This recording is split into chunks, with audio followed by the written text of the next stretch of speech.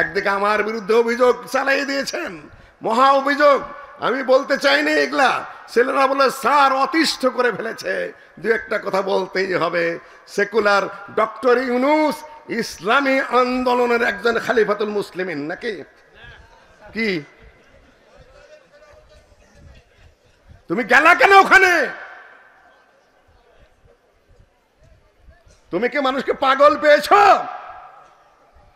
তোমার চেয়ে ট্যালেন্টেড ছাত্রগুলোকে পড়ায়, যাওয়ার সাথে সাথে এখন ডিপার্টমেন্টের চেয়ারম্যান পড়ায় 3 জন আমার ছাত্র, ব্যাগ হাতে দাঁড়িয়ে থাকে রাস্তায়, স্যার আসতেছে। সম্মানিত উপস্থিতি, এগুলা আদব, এগুলা আখলাক, এগুলা হায়া, এগুলা শরম, এগুলা লজ্জা, এগুলা বাবার শিখাতে হয়, পরিবারের শিখাতে হয়। ইন্নামাল উমামু বিল আখলাকি ফাইনহুম যাহাবাত আখলাকুহুম যাহাবু। নিজেই চিৎকার করে তুমি বলা বলি করছো আমি হতে পারি রিকশাওয়ালার পোলা, তাই বলে কি আমি প্রতিনিধি হতে পারি না? আমি তুমি রিকশাওয়ালার পোলা এটা তো আমি বলি নাই, আমি বলেছি আলেমের ঘরের আলেম। নিজের পরিচয় নিজে তুলে ধরেছ। শুকরের রাখালের আদব আছে, কুকুর যারা বলে তাদের সম্মান বোধ আছে, লজ্জাবোধ আছে, সিনিয়রিটি জুনিয়রিটি জ্ঞান আছে, আদব আখলাক আছে, হায়া শরম আছে। কোথায় তোমাদের লজ্জা শরম আদব আখলাক, হায়া শরম কোথায়? সম্মানিত উপস্থিতি, জাতি গঠন ভাবে হয় না, তবে জাতি গঠিত হচ্ছে তা আমরা জানি। আমাদের চোখের আড়ালে সভ্যান গড়ে উঠছে, লেখাপড়া করে উন্নত শিক্ষা নিয়ে, উন্নত আদব আখলাক নিয়ে বাংলাদেশ আহলে ছাত্র সমাজ গড়ে উঠছে। উন্নত আদব আখলাক নিয়ে, উন্নত শিক্ষা নিয়ে, উন্নত ধ্যান ধারণা নিয়ে সব কিছু নিয়ে তারা গড়ে উঠছে। মাদ্রাসার ছাত্রগুলাকে শুধু মাদ্রাসার শিক্ষাই দেওয়া হয় না, তাদেরকে অনেক কিছুই শিক্ষা দিয়ে তাদেরকে বানিয়ে তোলা হচ্ছে, গঠন করা হচ্ছে। এক সময় তারা পার্লামেন্টে প্রতিনিধিত্ব করবে, এক সময় তারা সিনেটে প্রতিনিধিত্ব করবে, এক সময় তারা জাতিসংঘে প্রতিনিধিত্ব করবে ইনশাআল্লাহ। তোমরা কি মনে করেছো তোমাদের দাবি যে ডক্টর আব্দুল বারী সাহেব ভাইস চ্যান্সেলর ছিলেন, তিনি সেকুলার?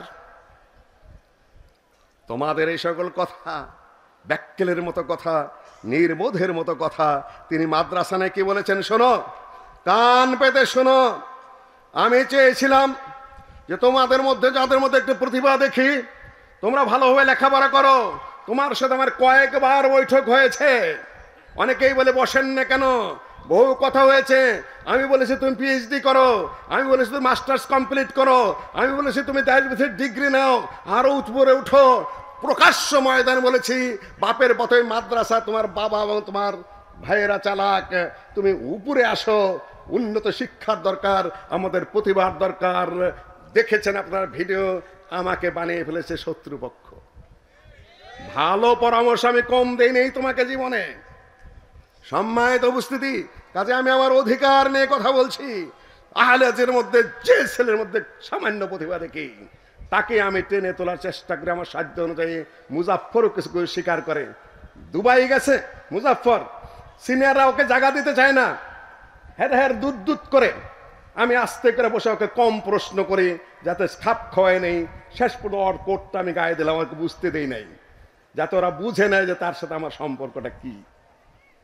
এই তাবলিগ ইজতেমায় তো ওকে কোনোদিন বক্তৃতা করতে দিতে চায় না, বলে না বক্তৃতাও করবে।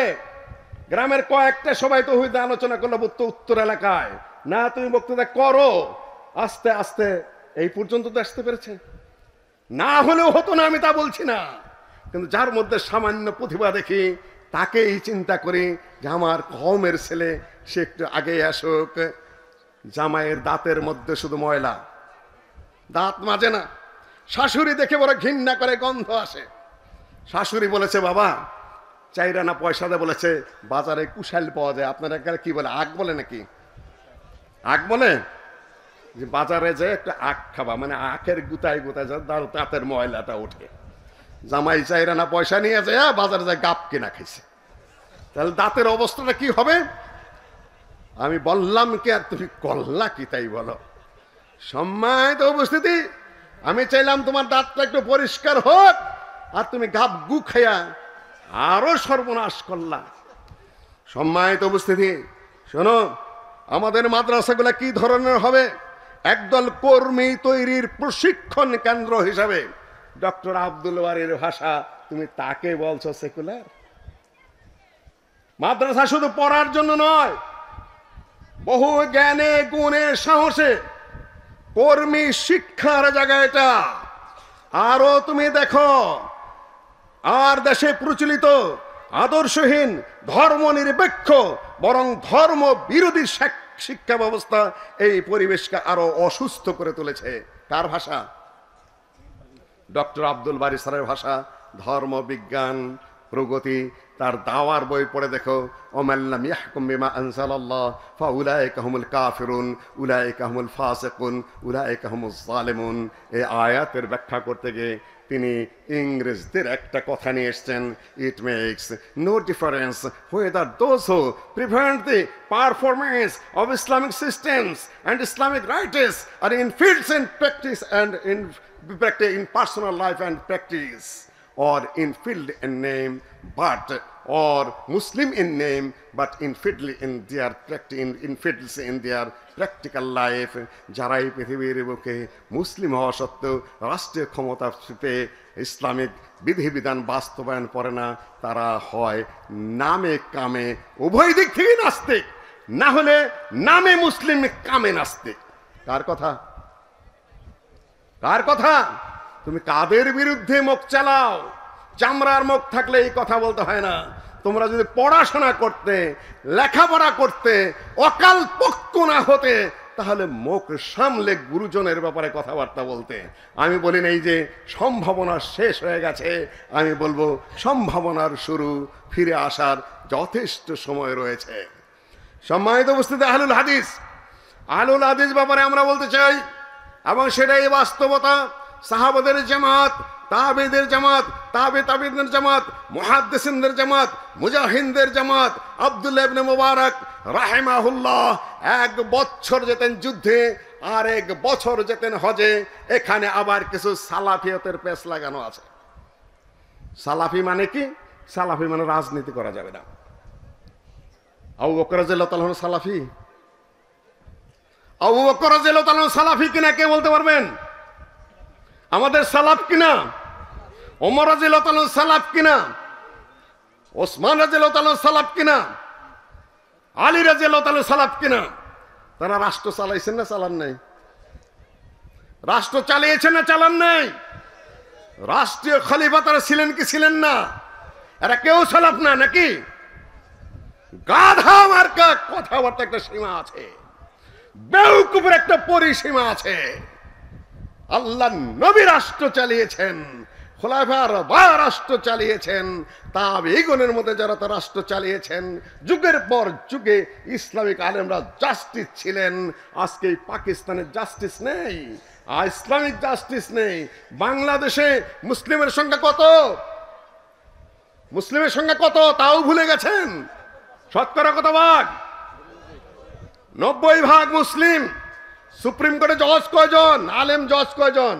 হাইকোর্টে আলেম জজ কয়জন? লোকাল কোর্ট যুগে আছে কয়জন আছে? প্রশাসনিক কর্মকর্তা কয়জন আছে? নাই কেন? সৌদি আরবে যদি 97% মুসলিম থেকে থাকে, বাকিগুলা শিয়া, শিয়া মুসলিম নয়, শিয়া কাফের। গোটা দেশের প্রতিটা জজ হলেন ইসলামিক শিক্ষায় শিক্ষিত। আপনার দেশে 90% মুসলিম হওয়া সত্ত্বেও আপনি কেন জজ হতে পারলেন না? কেন পারলেন না? ইংরেজরা মুসলিমদেরকে তাড়িয়ে দিয়ে নিজেদের শাসন ব্যবস্থা প্রতিষ্ঠিত করে সেখানে তাদের আইন কানুন প্রতিষ্ঠিত করে গেছে, আর আপনি পিছন দিকে যাচ্ছেন আর বলছেন রাজনীতি হারাম, রাজনীতি হারাম, রাজনীতি হারাম। তো ওখানে যাবেন কখন? সম্মানিত উপস্থিতি, রাজনীতি যদি হারাম হতো তাহলে আহলে হাদিসরা উপমহাদেশে রাজনীতি করতো না। সেদিন আমি আলোচনা করতে গিয়েছিলাম আল্লামা আব্দুল্লাহ আল কাফি আল কুরাইশি সাহেবের উপরে। তিনি তার বইটাকে কয়েক ভাগে ভাগ করেছেন। একটা হলো তাদের ইলমি খেদমতের দিক, সেটা আরব থেকে ইসলামী শিক্ষা এসেছিল। শাইখুল কুল সৈয়দ নজির হোসেন সাহেব কত বছর দর্জ দিয়েছেন হাদিসের? মুজাফফর কত বছর? 60 বছর,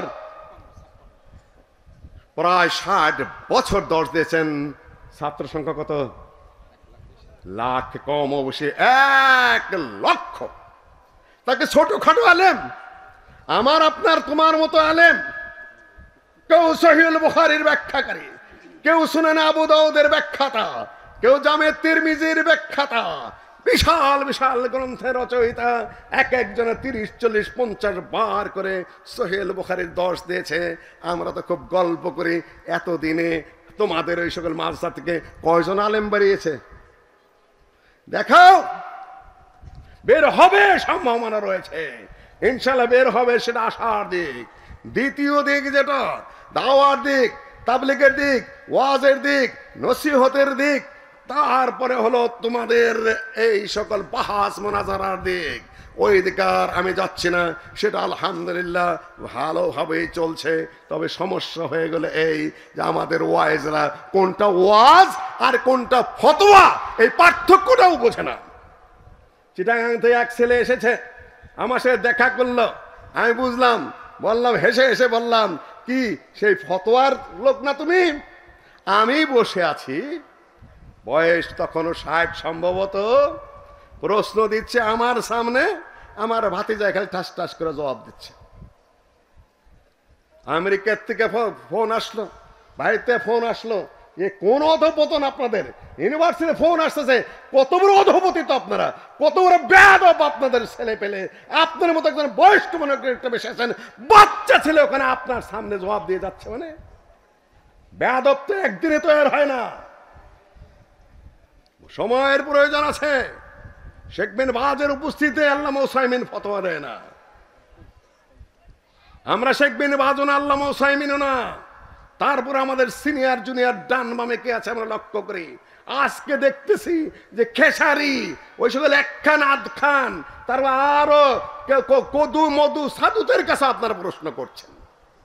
হারাম এই সকল প্রশ্ন করা, হারাম এই সকল উত্তর দেওয়া। ফতোয়া মুফতিরা দেবে, যিনি জানেন তিনি প্রশ্নের উত্তর দেবেন। ওয়াজ মাহফিল আর ফতোয়া একাকার করে ফেলেছেন। 3 নম্বর ভাগ করেছেন। 3 নম্বর ভাগ হলো জেহাদি দিক এবং রাজনৈতিক দিক, বই ভরপুর। আল্লামা ডক্টর আব্দুল বারিউ সেটা উল্লেখ করেছেন। তিনি ভাইস চ্যান্সেলর ছিলেন, গ্র্যান্ডস কমিশনের চেয়ারম্যান ছিলেন, বলেন ইসলামিক রাজনীতি থেকে তিনি মুখ ফিরিয়ে নিয়েছিলেন। এটা অত্যন্ত বাজে কথা। এই বই 1976 সালে লেখা। তিনি তার বক্তব্যে বলছেন, এখন আমাদের হাতে একটা সুযোগ এসেছে। কি সুযোগ এসেছে? ডক্টর মুজাফফর বলেছেন, আমি শানে নজরুল, শানে উরুদ সহ কথা বলার চেষ্টা করি। কোন প্রেক্ষাপটে ডক্টর আব্দুল বারী সাহেব কি বলেছেন, কোন প্রেক্ষাপটে আরো বলে যাই, সেদিন বলিনি, আহলে হাদিস আন্দোলনে কাফি সাহেবের অবদান। 2টা ভাষণের মধ্যে একটি বক্তব্যে 15 বার আর একটি বক্তব্যে 35 বার, মোট 50 বার তিনি আহলে হাদিস আন্দোলন বলেছেন। আন্দোলন মানে কি, কোন প্রেক্ষাপটে বলেছেন সেটা এখন বলার সুযোগ নাই, আমি ছাত্রদের যুবকদের সেমিনারে বলবো। সম্মানিত উপস্থিতি, 76 সালে এমন কি ঘটনা ঘটলো যে প্রফেসর ডক্টর আব্দুল বারী স্যার বললেন, এখন একটা সুযোগ এসেছে, হয়তো এরপরে আর সুযোগ আসবে না, আসবে কিনা বলতে পারবো না। আর আসেনি, এখন একটা সুযোগের সৃষ্টি হয়েছে। একটা সুযোগের সৃষ্টি হয়েছে। 16 বছরের জগদ্দল পাথর, হয়তো বলতে পারো না আহলে হাদিসরা তো একটুই ছিল, আহলে হাদিসরা রাজনীতি করে না বলেই শান্তিতে ছিল। খালি যদি মাঠে একদিন নামতেন, দেখতেন পিষে ফেলতো, পিষে ফেলতো, কাউকেই ছাড় দিত না, দেওয়ার মতো নয়। এর আগে সরকার কি করেছে? আহলে হাদিসের উপর নির্যাতন গেছে কি যায় নাই? আমি বলেছিলাম বংশালে, এইটা কেউ পছন্দ করে না, বিবি সাহেব পছন্দ করে না। আমি বলি আমার প্রেক্ষাপটে আমি আমার ভাব মতো উপস্থাপন করে, ঘরের সমন্বয়ক আছে, কমনওয়েলথ সম্মেলনে গিয়ে এই পোশাক নিয়ে এসেছে, এই যেটা এটা পরেছি, এটা সুন্নত কিছুই না, এটা হলো ফ্যাশন। সম্মানিত, আবার তাই বলে কালকে আবার ট্রোল করা শুরু করবে, বসে আছে চামচা চুমচা কয়েকজন বলে পালে 5 বছর আগে শুনেছি। এত ছোট মানুষ না, মুখ খারাপ করতে চাইনি আমি, তবে বেয়াদবকে একটু স্তব্ধ করতেই হয়, ওরা সাহস পায় না। সম্মানিত উপস্থিতি, ঘরে সমন্বয়ক রয়েছে, এটা বলে এই প্রেক্ষাপটে 2 নম্বর কথাই ওই ডক্টর মুজাফফর হাটে হাড়ি ভেঙে দিয়েছে। প্রথম খুব রাগারাগি হয়েছে ঘরে এই নিয়ে যে উপদেশের সমন্বয়কদের গুরু বলা হয়, আবার উপদেশটাও। এটা বলে যেটা বলতে চাই সেটা হলো আমার সামনে কথা একটু সাবধানে বলতে হবে। এর আগের সরকারের আমলেও আমরা সুখে ছিলাম না।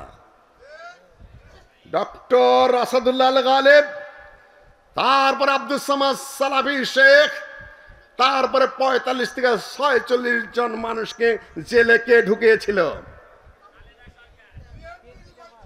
কোন কথা জবাব চাই না, আমি শুধু খেয়াল করে দিতে চাই আমরা ক্ষমা করে দিতে পারি কিন্তু ভুলে যেতে পারি না।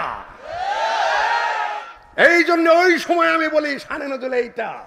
তোমরা হয়তো বলবা যে আমি বোধহয় অহংকার করে কথা বলতে, না না, লক্ষ্য ওটা না, লক্ষ্য এইটাই, ডাইনেও আছে বামেও আছে, মাঝখান থেকে কথা বলছি। তুমি কথা বলতে মসজিদের সামনে একটু সাবধানে বলবা। খালি মাথায় টুপি দেখেন তারাই নাই। কি কারণে তারা জেলে গেল? কি কারণে হালেজের বইগুলো পুড়ে ফেলতে হলো? কি কারণে সারা দেশে আমিন রফলাদেন বন্ধ হয়ে গেল? কারা করেছিল? সামনে খুব সুখকর কিছু আমি লক্ষ্য করছি না। তবে এখন সুযোগটা কিসের সৃষ্টি হয়েছে? সুযোগ সৃষ্টি হয়েছে কথা বলা। আমরা কথা বলতে পারছি, আমরা দৃষ্টি আকর্ষণ করতে পারছি, কিন্তু জেলাও সেই কদু, ওগুলো আমরা স্পষ্ট ভাবে বুঝি। আমাদের সংগ্রাম করেই যেতে হবে, আমাদের আন্দোলন করেই যেতে হবে, আমাদের দাবি জানিয়ে যেতে হবে, আমাদের সুসংগঠিত হতেই হবে, আমাদের ঐক্যবদ্ধ হতেই হবে, আমাদের শক্তিমত্তা প্রদর্শন করতেই হবে। বসে থাকার কোনো উপায় আমাদের নেই। যেটা প্রথম দিকে আমরা যেটা সম্মেলন করার একটা প্রস্তুতি নিয়েছি, সেটা হলো 10 লক্ষ লোক যদি হয় কমপক্ষে, ওইটা আমরা একটু করার চেষ্টা করব। ডক্টর মুজাফফর আমার কানে কানে আগে দিয়েছিল, আমি ওটাকে ভালোভাবে গ্রহণ করেছি। জমিয়তের কানে তার পড়ে গেছে। এখন একটি আয়োজন করতে হবে, কোনো সরকার পতনের জন্য নয়, কোনো সে ক্ষমতাও নেই আমাদের। তবে আমাদের উপস্থিতিটা এখনো পর্যন্ত আমাদেরকে রাজনৈতিকভাবে, ধর্মীয়ভাবে কোনো দিক থেকেই কাউন্ট করা হচ্ছে না। আপনারা জানেন কিনা সেটা বুঝতে পারছেন? আপনারা এখনো মনে করছেন যে 10-20 হাজার মানুষ একত্রিত করে স্লোগান দিয়ে মনে করছেন যে তারাই ক্ষমতায় চলে যাবেন। কেউ কেউ মনে করছেন বিশ্ববিদ্যালয়ের 2-4টি পোস্ট পজিশন আমরা নিয়েছি, 2-4টা চেয়ারম্যান, 2-4টা প্রতিষ্ঠানের ক্ষমতা আমরা নিয়েছি, 2-4টা ইমাম চেঞ্জ করেছি। দেশ তো আমাদেরই, দেশ তাদের না আপনাদের। তাদের ভোটের মাঠে আসলে কোথায় আসতে হবে? কোথায় আসতে হবে? 4 কোটি আহলেজের কাছে আসতে হবে। এই মাঠে 2 আঙ্গুল তুলে পরিষ্কার করে বলে দিচ্ছি, যারা আহলে হাদিসের একটা মানুষের গায়ে হাত দিয়েছে, ক্ষমা চাওয়ার আগ পর্যন্ত, সমঝোতায় আসার আগ পর্যন্ত, মাথা নত করার আগ পর্যন্ত একটি ভোট আহলে হাদিস কাউকে দেবে না। আমি আবার বলে দিচ্ছি, সারা দেশে ঘোষণা দিয়ে দিচ্ছি, এক ভোটও কারো কোথাও যাবে না।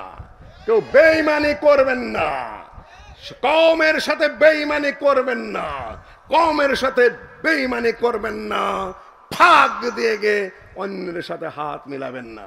সেদিন একটা বড় কটু কথা বলেছি। আমরা মাথা কোথায় বিক্রি করে রেখেছি?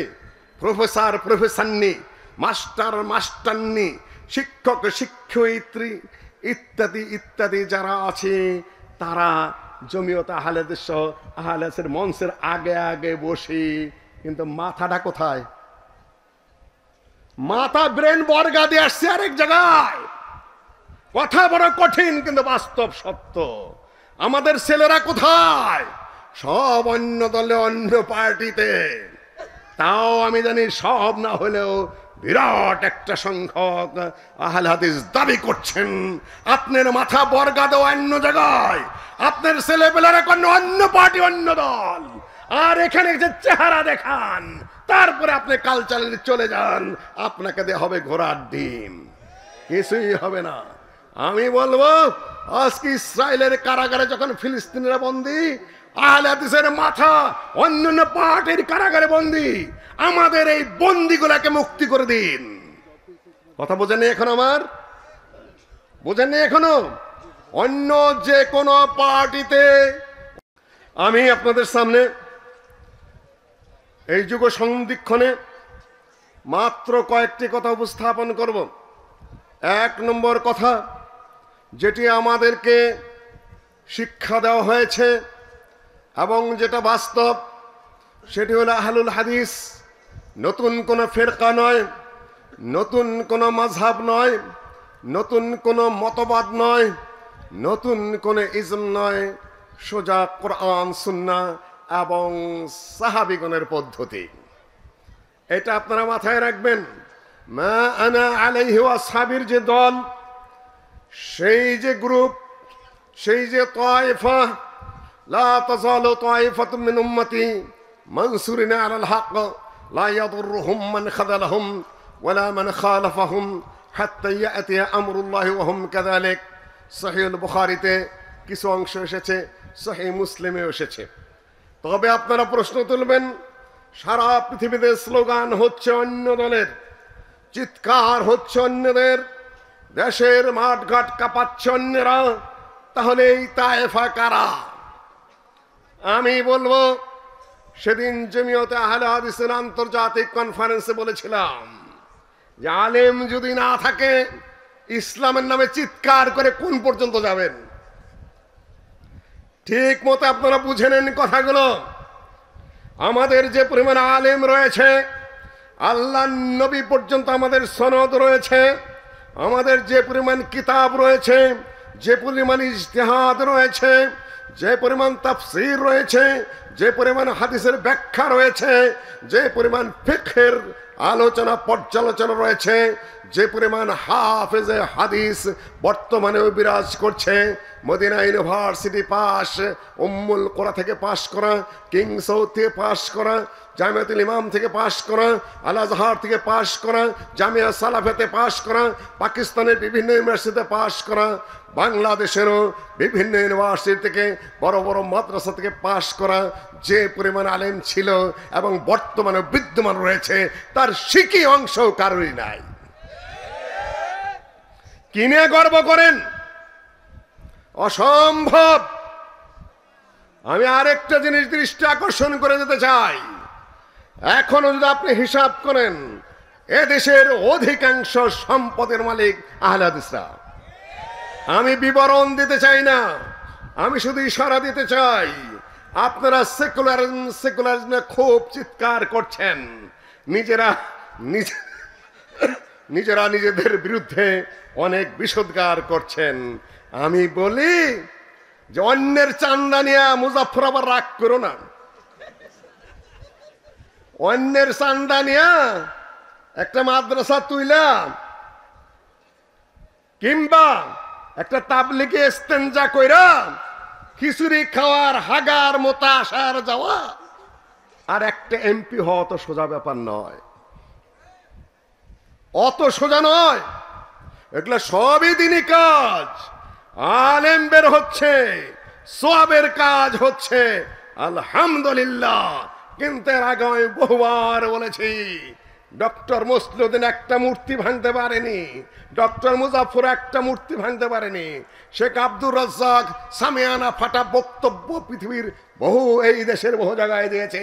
কুল জাল হক ওয়া যাকাল বাতিল ইন্নাল বাতিলা কানা যাহুকা। আল্লাহর নবী টোকা দিতে থাকলেন, মূর্তি পরে পরে ভাঙতে থাকলো। কয়টা ভাঙতে পেরেছেন? ভাঙলো কে?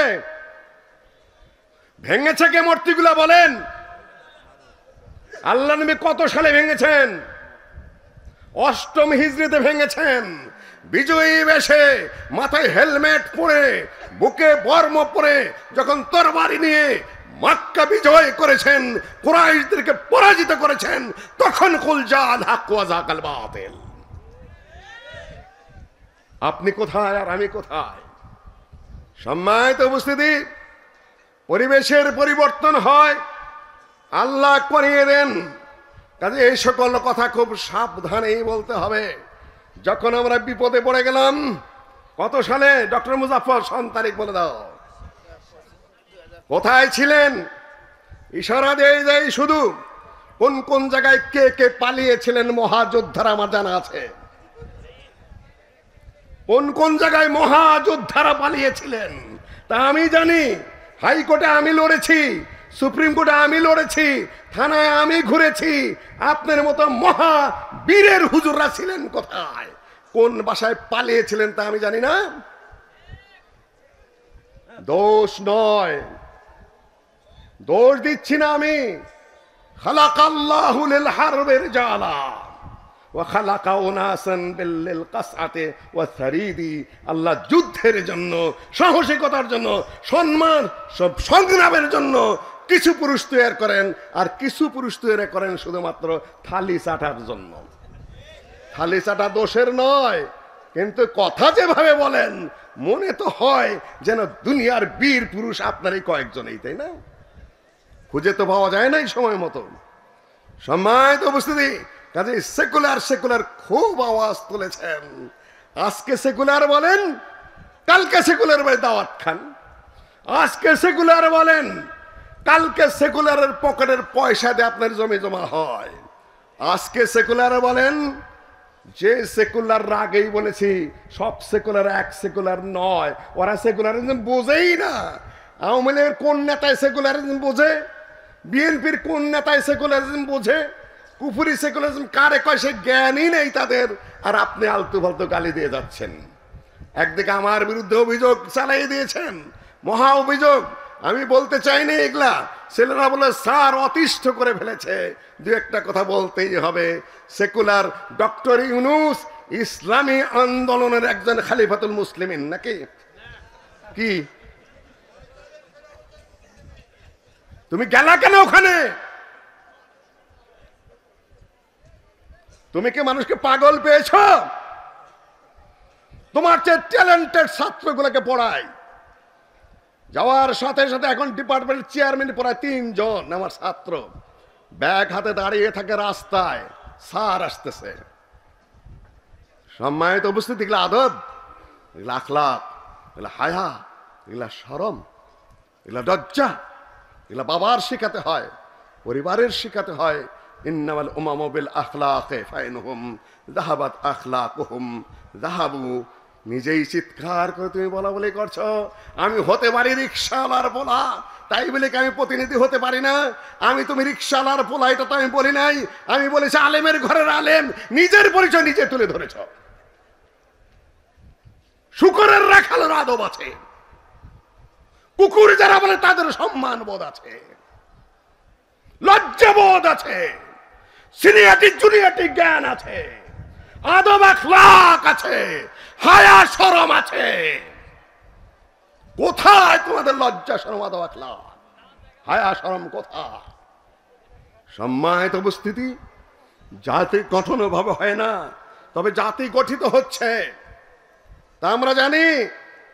আমাদের চোখের আড়ালে সভ্যান গড়ে উঠছে। লেখাপড়া করে উন্নত শিক্ষা নিয়ে, উন্নত আদব আখলাক নিয়ে বাংলাদেশ আহলে ছাত্র সমাজ গড়ে উঠছে। উন্নত আদব আখলাক নিয়ে, উন্নত শিক্ষা নিয়ে, উন্নত ধ্যান ধারণা নিয়ে সব কিছু নিয়ে তারা গড়ে উঠছে। মাদ্রাসার ছাত্রগুলাকে শুধু মাদ্রাসার শিক্ষাই দেওয়া হয় না, তাদেরকে অনেক কিছুই শিক্ষা দিয়ে তাদেরকে বানিয়ে তোলা হচ্ছে, গঠন করা হচ্ছে। এক সময় তারা পার্লামেন্টে প্রতিনিধিত্ব করবে, এক সময় তারা সিনেটে প্রতিনিধিত্ব করবে, এক সময় তারা জাতিসংঘে প্রতিনিধিত্ব করবে ইনশাআল্লাহ। তোমরা কি মনে করেছো তোমাদের দাবি যে ডক্টর আব্দুল বারী সাহেব ভাইস চ্যান্সেলর ছিলেন, তিনি সেকুলার? তোমাদের এই সকল কথা, ব্যাককেলের মতো কথা, নির্বোধের মতো কথা তিনি মাদ্রাসায় কি বলেছেন শোনো, কান পেতে শোনো। আমি চেয়েছিলাম যে তোমাদের মধ্যে, যাদের মধ্যে একটু প্রতিভা দেখি, তোমরা ভালোভাবে লেখাপড়া করো। তোমার সাথে আমার কয়েকবার বৈঠক হয়েছে। অনেকেই বলে বসেন না কেন, বহু কথা হয়েছে। আমি বলেছি তুমি পিএইচডি করো, আমি বলেছি তুমি মাস্টার্স কমপ্লিট করো, আমি বলেছি তুমি ডায়াবেটিস ডিগ্রি নাও, আরো উপরে উঠো। প্রকাশ্য ময়দান বলেছি বাপের পথে মাদ্রাসা তোমার বাবা এবং তোমার ভাইয়েরা চালাক, তুমি উপরে আসো। উন্নত শিক্ষার দরকার, আমাদের প্রতিভার দরকার, দেখেছেন আপনার ভিডিও, আমাকে বানিয়ে ফেলেছে শত্রুপক্ষ। ভালো পরামর্শ আমি কম দেই নেই তোমাকে জীবনে। সম্মানিত উপস্থিতি, কাজে আমি আমার অধিকার নিয়ে কথা বলছি। আহলে হাদিসের মধ্যে যে ছেলের মধ্যে সামান্য প্রতিভা দেখি, তাকে আমি টেনে তোলার চেষ্টা করি আমার সাধ্য অনুযায়ী।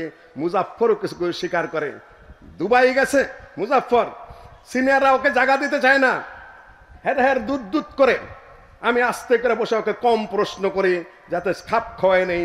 শেষ পর্যন্ত ওর কোটটা আমি গায়ে দিলাম, ওকে বুঝতে দেই নাই, যাতে ওরা বুঝে নেয় যে তার সাথে আমার সম্পর্কটা কি। এই তাবলিগ ইজতেমায় ওকে কোনোদিন বক্তৃতা করতে দিতে চায় না, বলে না বক্তৃতাও করবে। গ্রামের কয়েকটা সবাই তো হইতে আলোচনা করলো উত্তর এলাকায়, না তুমি বক্তৃতা করো। আস্তে আস্তে এই পর্যন্ত তো আসতে পেরেছে। না হলেও হতো না, আমি তা বলছি না, কিন্তু যার মধ্যে সামান্য প্রতিভা দেখি তাকেই চিন্তা করি যে আমার কওমের ছেলে, সে একটু আগে আসুক। জামাইয়ের দাঁতের মধ্যে শুধু ময়লা, দাঁত মাজে না। শাশুড়ি দেখে বড় ঘৃণা করে, গন্ধ আসে। শাশুড়ি বলেছে বাবা চাইরা না পয়সা দেয়, বলেছে বাজারে কুশাল পাওয়া যায়। আপনারা কি বলে, আখ বলে নাকি? আখ বলে যে বাজারে যে একটা আখ খাবা, মানে আখের গুতায় গুতায় দাঁতের ময়লাটা ওঠে। জামাই চাইরা না পয়সা নিয়ে যায়, বাজারে যায় গাপ কিনা খাইছে, তাহলে দাঁতের অবস্থাটা কি হবে? আমি বললাম কি আর তুমি করলা কি তাই বলো? সম্মানিত উপস্থিতি, আমি চাইলাম তোমার দাঁতটা একটু পরিষ্কার হোক, আর তুমি গাপ গু খাইয়া আরো সর্বনাশ করলা। সম্মানিত উপস্থিতি, শোনো, আমাদের মাদ্রাসাগুলো কি ধরনের হবে? একদল কর্মী তৈরির প্রশিক্ষণ কেন্দ্র হিসাবে। ডক্টর আব্দুল বারীর ভাষা, তুমি তাকে বলছো সেকুলার? মাদ্রাসা শুধু পড়ার জন্য নয়, বহু জ্ঞানে গুণে সাহসে কর্মী শিক্ষার জায়গা এটা। আরো তুমি দেখো, আর দেশে প্রচলিত আদর্শহীন, ধর্ম নিরপেক্ষ, বরং ধর্ম বিরোধী শিক্ষা ব্যবস্থা এই পরিবেশকে আরো অসুস্থ করে তুলেছে। কার ভাষা? ডক্টর আব্দুল বারী স্যারের ভাষা। ধর্ম বিজ্ঞান প্রগতি, তার দাওয়ার বই পড়ে দেখো। ওমাল্লাম ইয়াহকুম বিমা আনজালাল্লাহ ফাউলাইকা হুমুল কাফিরুন উলাইকা হুমুল ফাসিকুন উলাইকা হুমুজ জালিমুন। এই আয়াতের ব্যাখ্যা করতে গিয়ে তিনি ইংরেজদের একটা কথা নিয়ে এসছেন, it makes no difference whether those who prevent the performance of Islamic systems and Islamic rites are in fields and practice and in personal life and practice, or in field in name but, or Muslim in name but infidel in their infidels in their practical life. যারা এই পৃথিবীর বুকে মুসলিম হওয়া সত্ত্বেও রাষ্ট্রীয় ক্ষমতা পেয়ে Islamic বিধিবিধান বাস্তবায়ন করে না, তারা হয় নামে কামে উভয় দিক থেকে নাস্তিক, না হলে নামে মুসলিম কামে নাস্তিক। কার কথা? কার কথা? তুমি কাদের বিরুদ্ধে মুখ চালাও? চামড়ার মুখ থাকলে এই কথা বলতে হয় না। তোমরা যদি পড়াশোনা করতে, লেখাপড়া করতে, অকাল পক্ষ না হতে, তাহলে মুখ সামলে গুরুজনের ব্যাপারে কথাবার্তা বলতে। আমি বলি এই যে সম্ভাবনা শেষ হয়ে গেছে, আমি বলবো সম্ভাবনার শুরু, ফিরে আসার যথেষ্ট সময় রয়েছে। সম্মানিত উপস্থিতি, আহলুল হাদিস ব্যাপারে আমরা বলতে চাই, এবং সেটাই বাস্তবতা। সাহাবাদের জামাত, তাবেদের জামাত, তাবেদের জামাত, মুহাদ্দিসিনদের জামাত, মুজাহিদদের জামাত। আব্দুল্লাহ ইবনে মুবারক রাহিমাহুল্লাহ 1 বছর যেতেন যুদ্ধে, আর 1 বছর যেতেন হজে। এখানে আবার কিছু সালাফিয়তের পেশ লাগানো আছে। সালাফি মানে কি? সালাফি মানে রাজনীতি করা যাবে না। আবু বকর রাদিয়াল্লাহু তাআলা সালাফি? আবু বকর রাদিয়াল্লাহু তাআলা সালাফি কিনা কে বলতে পারবেন? আমাদের সালাফ কিনা? ওমর রাদিয়াল্লাহু তাআলা সালাফ কিনা? ওসমান রাদিয়াল্লাহু তাআলা সালাফ কিনা? আলী রাদিয়াল্লাহু তাআলা সালাফ কিনা? তারা রাষ্ট্র চালাইছেন না চালান নাই? রাষ্ট্র চালিয়েছেন না চালান নাই? রাষ্ট্রীয় খলিফা তারা ছিলেন কি ছিলেন না? এরা কেউ সালাফ না নাকি? গাধা মার্কা কথাবার্তা একটা সীমা আছে, বেউকুফের একটা পরিসীমা আছে। আল্লাহ নবী রাষ্ট্র চালিয়েছেন, খোলাফার বা রাষ্ট্র চালিয়েছেন, তাবেঈগণের মধ্যে যারা তা রাষ্ট্র চালিয়েছেন, যুগের পর যুগে ইসলামিক আলেমরা জাস্টিস ছিলেন। আজকে এই পাকিস্তানের জাস্টিস নেই, আর ইসলামিক জাস্টিস নেই। বাংলাদেশে মুসলিমের সংখ্যা কত? মুসলিমের সংখ্যা কত তাও ভুলে গেছেন। শতকরা কত ভাগ? 90% মুসলিম। সুপ্রিম কোর্টে জজ কয়জন? আলেম জজ কয়জন? হাইকোর্টে আলেম জজ কয়জন? লোকাল কোর্ট যুগে আছে কয়জন আছে? প্রশাসনিক কর্মকর্তা কয়জন আছে? নাই কেন? সৌদি আরবে যদি 97% মুসলিম থেকে থাকে, বাকিগুলা শিয়া, শিয়া মুসলিম নয়, শিয়া কাফের। গোটা দেশের প্রতিটা জজ হলেন ইসলামিক শিক্ষায় শিক্ষিত। আপনার দেশে 90% মুসলিম হওয়া সত্ত্বেও আপনি কেন জজ হতে পারলেন না? কেন পারলেন না? ইংরেজরা মুসলিমদেরকে তাড়িয়ে দিয়ে নিজেদের শাসন ব্যবস্থা প্রতিষ্ঠিত করে সেখানে তাদের আইন কানুন প্রতিষ্ঠিত করে গেছে, আর আপনি পিছন দিকে যাচ্ছেন আর বলছেন রাজনীতি হারাম, রাজনীতি হারাম, রাজনীতি হারাম। তো ওখানে যাবেন কখন? সম্মানিত উপস্থিতি, রাজনীতি যদি হারাম হতো তাহলে আহলে হাদিসরা উপমহাদেশে রাজনীতি করতো না। সেদিন আমি আলোচনা করতে গিয়েছিলাম আল্লামা আব্দুল্লাহ আল কাফি আল কুরাইশি সাহেবের উপরে। তিনি তার বইটাকে কয়েক ভাগে ভাগ করেছেন। একটা হলো তাদের ইলমি খেদমতের দিক, সেটা আরব থেকে ইসলামী শিক্ষা এসেছিল।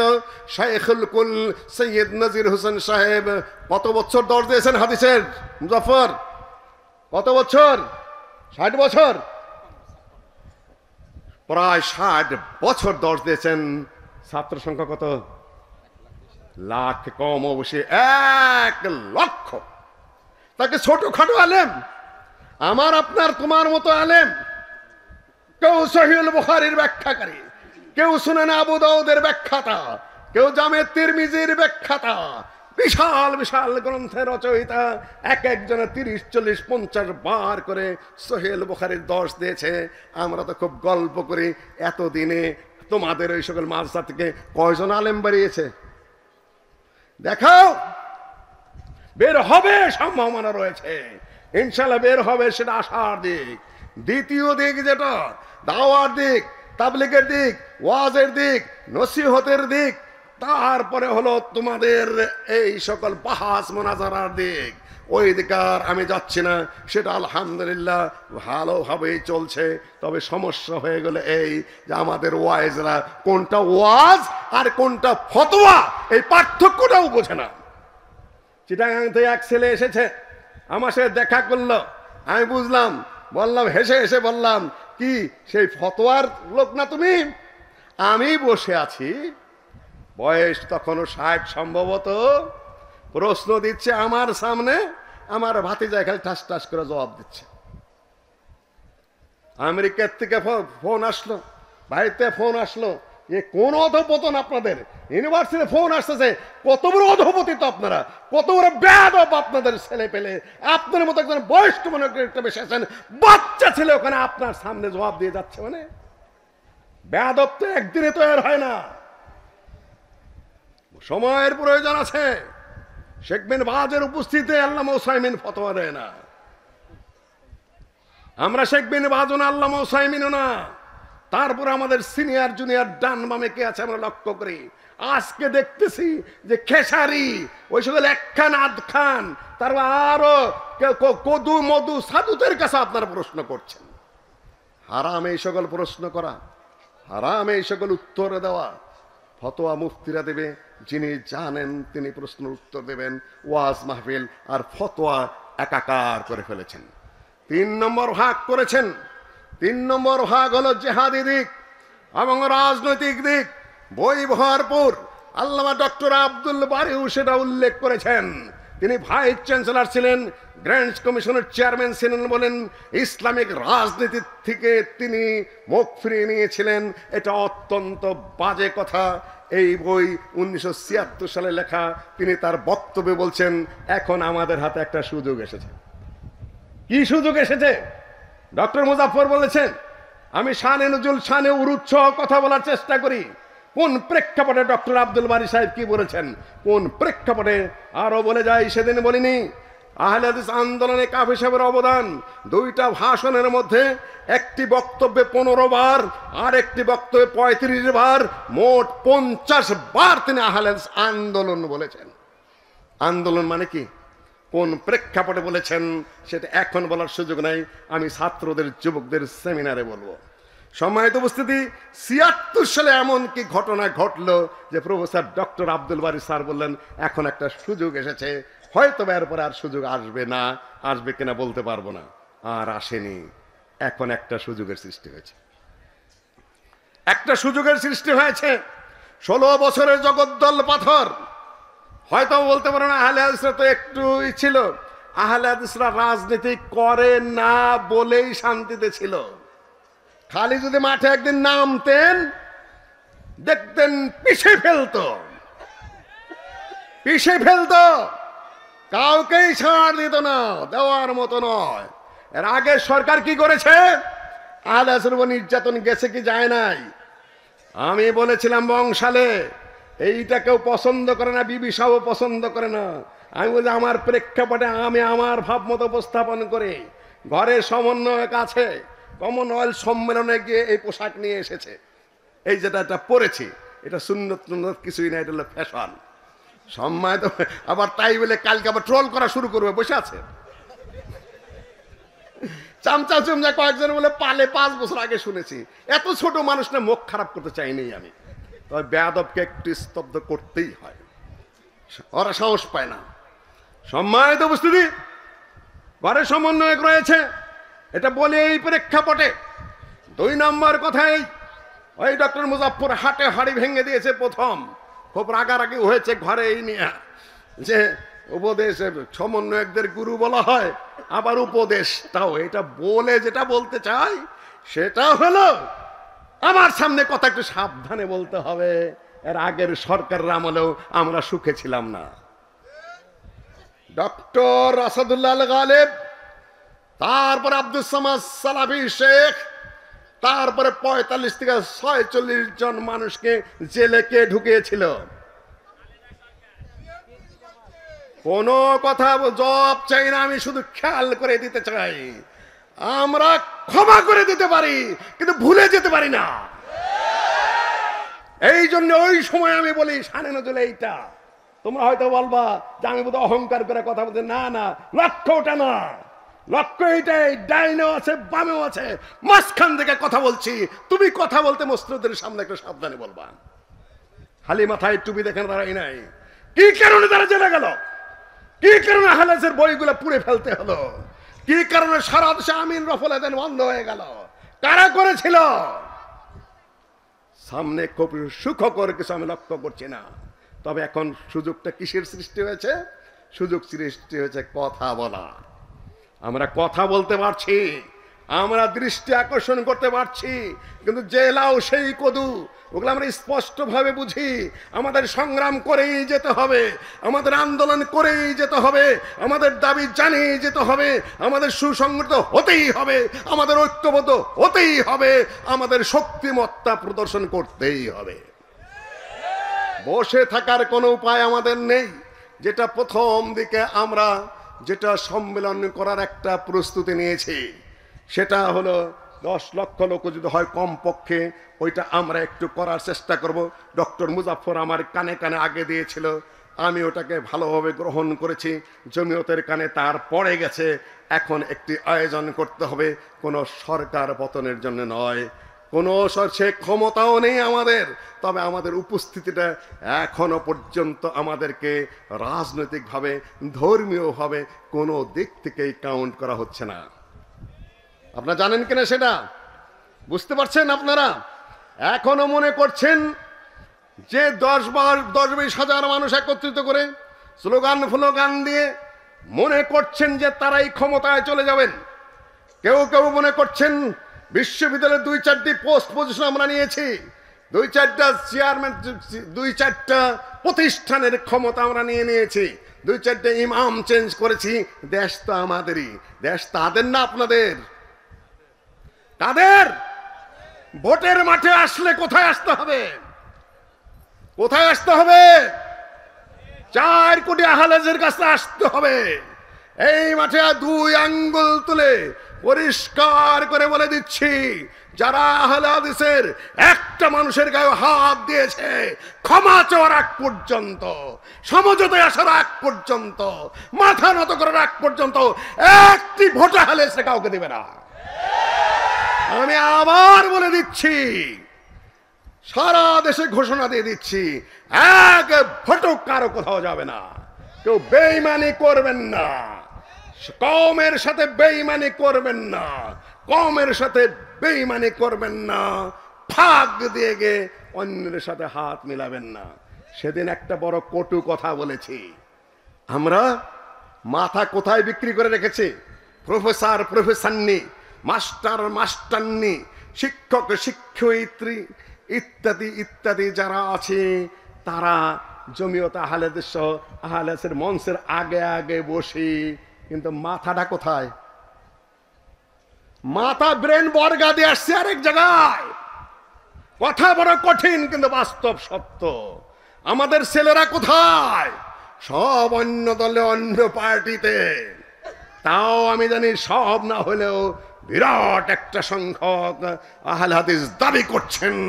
আপনার মাথা বর্গা দেওয়া অন্য জায়গায়, আপনার ছেলেপেলারা কোন অন্য পার্টি, অন্য দল, আর এখানে যে চেহারা দেখান, তারপরে আপনি কালচারে চলে যান, আপনাকে দেওয়া হবে ঘোড়ার ডিম, কিছুই হবে না।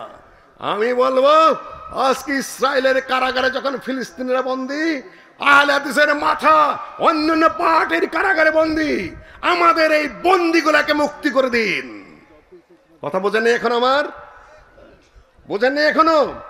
অন্য যে কোনো পার্টিতে এই মুহূর্তে আমাদের নেতৃবৃন্দ যারা এখনো পর্যন্ত অন্য দল, অন্য পার্টি, অন্য চিন্তায় নিজেদেরকে বন্দী করে রেখেছেন, তারা এই মুহূর্তে ফিরে আসুন। লাস্ট কথা, আমাদের ভবিষ্যৎ সম্ভাবনা কি? সম্ভাবনা একটা দলেরই আছে। সেদিন পিনাকি ভট্টাচার্য বলেছেন, ফ্রান্স থেকে একটা আন্দোলন কায়েম করতে গেলে তার ইতিহাস লাগে, একটা আন্দোলন কায়েম করতে গেলে তার অতীত লাগে, একটা আন্দোলন কায়েম করতে গেলে তার কিছু হিস্ট্রিক্যাল ডকুমেন্ট লাগে, একটা আন্দোলন কায়েম করতে গেলে তাদের সামাজিক কিছু ভিত্তি লাগে। আপনাদের সেই ভিত্তি আছে কিনা? বুঝেননি এখনো?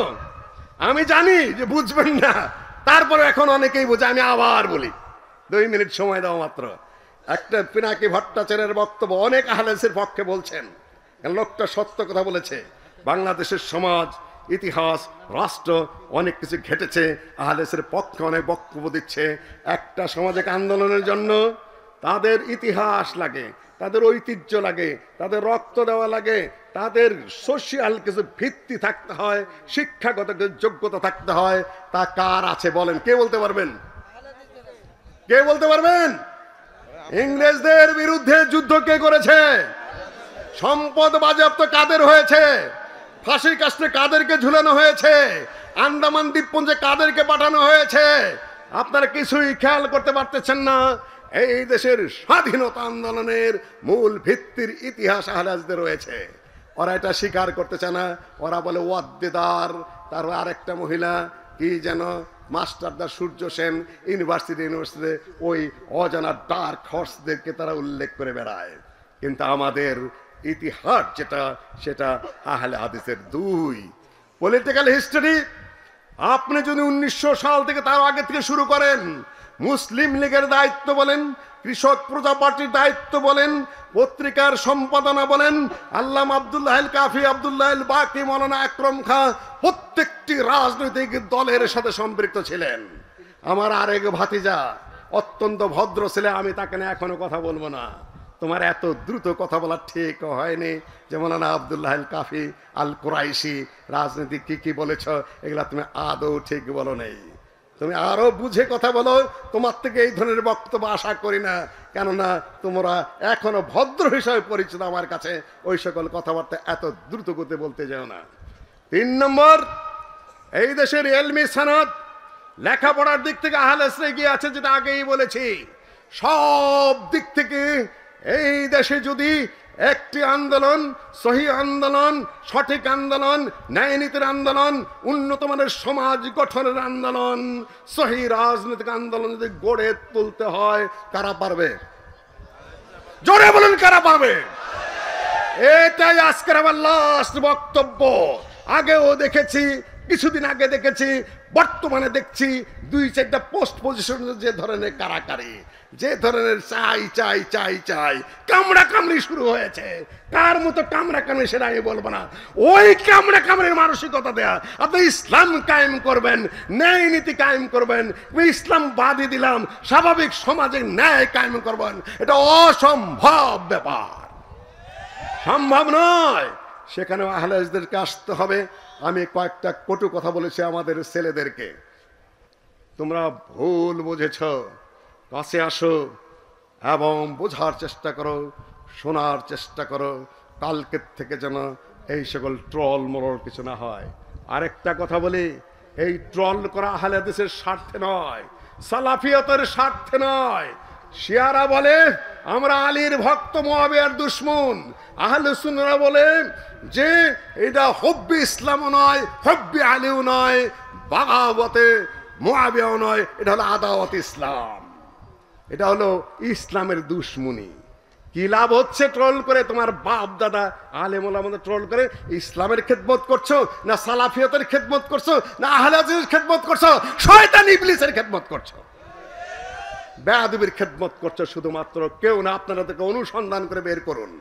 ছেলেদেরকে বলে দিলাম, তোমরা খুঁজে বের করো এই সকল শয়তান বদমাশগুলো কারা, খুঁজে খুঁজে বের করে এদেরকে স্টপ করো। তবে গায়ে হাত দেবে না, বন্ধ আমিও করতে জানি, আমি মুহূর্তের মধ্যে আটকাইতে জানি, আল্লাহর রহমতে নাদা চোনা বের করে ছাড়তে জানি, কিন্তু আমি ওই পথে আগাবো না। আজকে আঙ্গুল তুলে বলে গেলাম, কালকের থেকে যদি শয়তানি করো, আমি কিন্তু তোমার ঘাড় ধরতে জানি, ঘাড় ধরতে জানি। আমি শুধু সহ্য করে যাচ্ছি। বেয়াদবি বদমাইশি বন্ধ করো সবাই, দিনের জন্য কাজ করো, সালাফিয়তের জন্য কাজ করো, আদবের জন্য কাজ করো, উন্নত চরিত্রের জন্য কাজ করো, জাতি গঠনের জন্য কাজ করো। ইনশাআল্লাহ আমাদের সবাইকে আল্লাহ রহম করবেন। সামনের বাংলাদেশ ইনশাআল্লাহ সুসংগঠিতভাবে আহলে হাদিসের হাতেই এই দেশে ইসলামের পূর্ণাঙ্গ প্রতিষ্ঠা করবে। যেরকম ঘটেছিল সৌদি আরবে ইমাম মুহাম্মদ বিন আব্দুল ওয়াহাবের নেতৃত্বে, এখন যেরকম সিরিয়ায় চলে এসেছে, এখানেও সেটা অসম্ভব নয়, এবং সেজন্য আমাদের প্রস্তুতি নিতে হবে। এতটুকু বলে আজকে আমার বক্তব্য এখানে শেষ করছি। আসসালামু আলাইকুম ওয়া রাহমাতুল্লাহি ওয়া বারাকাতুহু।